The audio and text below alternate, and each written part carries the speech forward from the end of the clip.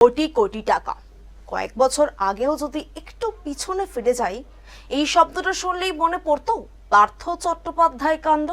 তারপর বীরভূমে অর্থাৎ এখন বর্তমানে পাথর ব্যবসায়ী টুলু মণ্ডলকে ঘিরে সেই তদন্তে উঠে আসা বিপুল অঙ্কের নগদ টাকার অভিযোগ। আর এবার খোদ মালদায় আবারও ওই কোটি কোটি টাকা উদ্ধারের ঘটনায় এই মুহূর্তে তোলপাড় বাংলা। তবে এবার ছবিটা কিছুটা কিন্তু আলাদা। আগে বড় আর্থিক অভিযানে প্রায়শই আমরা কি দেখতে পেতাম, ইডি কিংবা সিবিআই।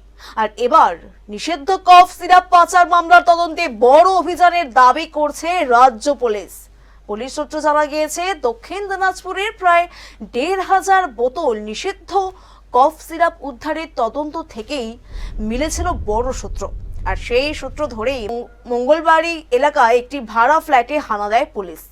তারপর যা দেখা গেল তাতে চমকে ওঠেন তদন্তকারীরাও। ব্যাগের পর ব্যাগ ভর্তি নগদ টাকা গোনার জন্য আনতে হয় ৩টি কারেন্সি কাউন্সিং মিটিং, এবং প্রথমেই উদ্ধার হয়েছে ২.৫ কোটিরও বেশি নগদ। যদিও গণনায় এই মুহূর্তে গণনা চলাকালীন অঙ্ক আরো কিছুটা বাড়তে পারে বলেই পুলিশ সূত্রে দাবি। দাবি কি, এই বিপুল নগদ নিষিদ্ধ কফ সিরাপ পাচার চক্রের সঙ্গে যুক্ত আছে কিনা তা খতিয়ে দেখা হচ্ছে। ধৃতদের জিজ্ঞাসাবাদ কিংবা মোবাইল ফোন ও ব্যাংক লেনদেন এবং আর্থিক নথি সবকিছুই এখন তদন্তের আওতায়। এই মামলায় একটি প্রশ্ন উঠে আসছে বারংবার, এটি কি শুধুই একটি পাচার চক্র নাকি এর পেছনে রয়েছে আরো বড় কোনো নেটওয়ার্ক? সেই উত্তর খুঁজতে এই মুহূর্তে তদন্ত এগোচ্ছে। তবে মনে রাখবেন, তদন্ত এখনো কিন্তু চলছে। উদ্ধার হওয়া টাকা বা অভিযুক্তদের বিরুদ্ধে ওঠা অভিযোগ আদালতে এখনো অবধি প্রমাণিত নয়। তাই তদন্ত শেষ হওয়ার আগেও কাউকে দোষী বলে আইনত কিন্তু ঠিক নয়। তাই মালদার এই অভিযান কি আরো বড় কোনো চক্রের পর্দাফাঁস করবে?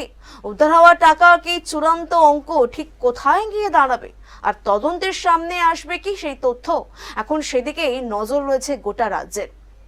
তার থেকেও সব থেকে বড় নজর থাকবে আমাদের রাজ্য পুলিশের এই অভিযানে, যেখানে আগামী কয়েকদিন আগেও আমরা যখন অন্য সরকারের আমলে ছিলাম বা অন্য কোনো আমল বলতে আমি সরাসরি তৃণমূল জামানার কথা বলছি। অর্থাৎ তৃণমূল জামানায় কিন্তু আমরা ইডি সিবিআই ছাড়া পুলিশ আধিকারিকের এতটাও দক্ষতা কিন্তু আমাদের সামনে প্রকাশ হয়নি। সরকার বদলেছে, 2026 বিধানসভায় এই মুহূর্তে সরকার ঘুরে গিয়েছে। আর এই মুহূর্তে কিন্তু সামনে আসছে রাজ্য পুলিশের সেই দক্ষতা। আমাদের নজর থাকবে সেদিকেও, রাজ্য পুলিশ আরো কি হদিশ নিয়ে আসে বা কি তদন্ত সামনে নিয়ে আসে। ততক্ষণ আপনারা দেখতে থাকুন আরোহী নিউজ বাংলা। আরোহী নিউজ বাংলা, সত্যের সাথে সত্যের পথে।